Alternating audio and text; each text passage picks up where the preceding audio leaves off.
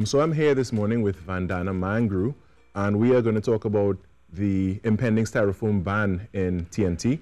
And I'm here with Vanna. Good morning, Vanna. Hi, thanks for being here. Thanks for being on the show. Thank you for having me. Awesome. So we're on the topic of environmental preservation and environmental conservation, and you're here to talk about the impending styrofoam ban in Trinidad. And tell me, first off, what do you do? Okay, so I am the founder of a company called Hello Green, and what we've done is we were actually the first company to bring compostable packaging to the Caribbean, and of course we're based in Trinidad and Tobago. So compostable packaging is actually packaging that has been internationally certified to be 100% biodegradable and compostable, and it's 100% plant-based. So there's a lot of benefits to the packaging, you know, when concerns about health or even just the environment, all these different things. So that's kind of what we do. So we've been involved a lot with the ministry as one of the stakeholders involved in their conversations when they decided to go with whether they should ban, you know, styrofoam or that type of thing. So okay, so you went to the ministry and you were the first to approach the ministry in regards to, okay, like styrofoam is a really bad thing.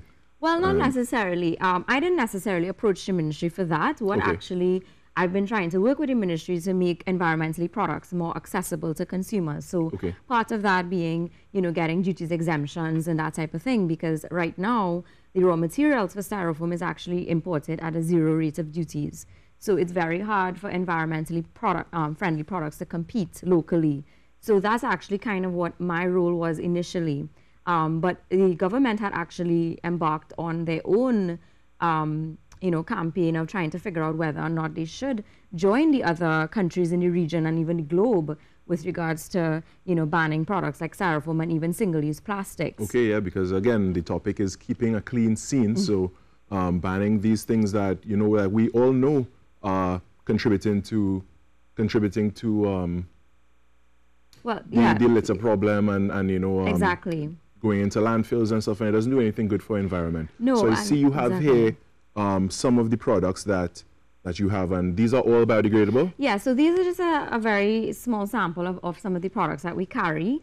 You know, so they are all compostable, and compostable really is actually taking biodegradable a step further, because it means that it actually can be, you know, it's in a controlled setting. This can actually be mixed with other organic waste like food scraps and tree trimmings and all those types of things, and this turns into soil, you know. So we can actually use the end product, donate it to farmers, contribute to the agriculture sector, and this is something that we really are trying to work with the government to implement. In other countries, we have things like organic recycling, you know, green bins and that type of thing, and these are the products that actually fit in well with any type of food scraps or food waste. Okay, so these fit in with the organic stuff. And yeah, so that's actually the biggest benefit, because with styrofoam or plastic, the problem is once they're contaminated, contamination can be from food or grease or anything like that. They actually can't be recycled. And there are not many recycling plants that can actually even recycle styrofoam, even if it's cleaned. Okay, so quick before we go, because we're really tight on schedule, what does the styrofoam ban mean to the public, just quickly? It just means that more information will be released from the ministry. They are reviewing all of the details, but it means that there will be less available styrofoam on the market. It doesn't mean that the local manufacturers are going to stop production immediately. It will be a phase-out type process, and they are working with the different stakeholders, including the manufacturers, to ensure that it's a smooth transition. Okay, well, thank you very much, Vandana. We now go over to Rishi, who has some information for us.